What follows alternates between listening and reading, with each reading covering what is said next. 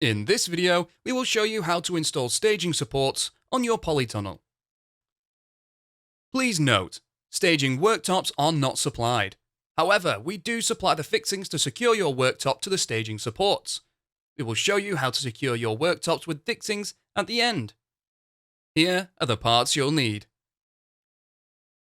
Staging supports come in 3 pieces. The staging top tube is 76 cm long and is flattened on both ends. The staging leg is 76 cm long and is flattened on one end and plain on the other. The staging diagonal brace is 30 cm long and is flattened on both ends. Connect the staging top tube and staging leg together with a 30mm M8 bolt and nut, ensuring a right angle is formed. Position a Q-clip onto the staging leg and another onto the staging top tube. Locate the flat ends of the staging diagonal brace to the Q-clips. Ensure the top tube and leg still form a right angle and firmly tighten the Q-clips. Fit a Q-clip to the hoop. If the Q-clip is stiff, use a hammer to tap onto the tube. Once the Q-clip is on the hoop, use a pair of pipe grips to close the prongs together. With the staging support now assembled, locate the flat end of the staging top tube to the Q-clip. Push a bolt through and use a nut to secure loosely in place. For polytunnels constructed on a soft base, we recommend that the staging leg is sat on a solid block. This will prevent the leg from sinking into the ground when you put weight on it.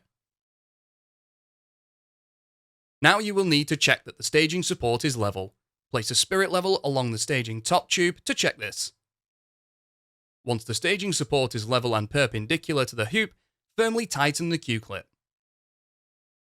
You can repeat this process for the remaining staging supports.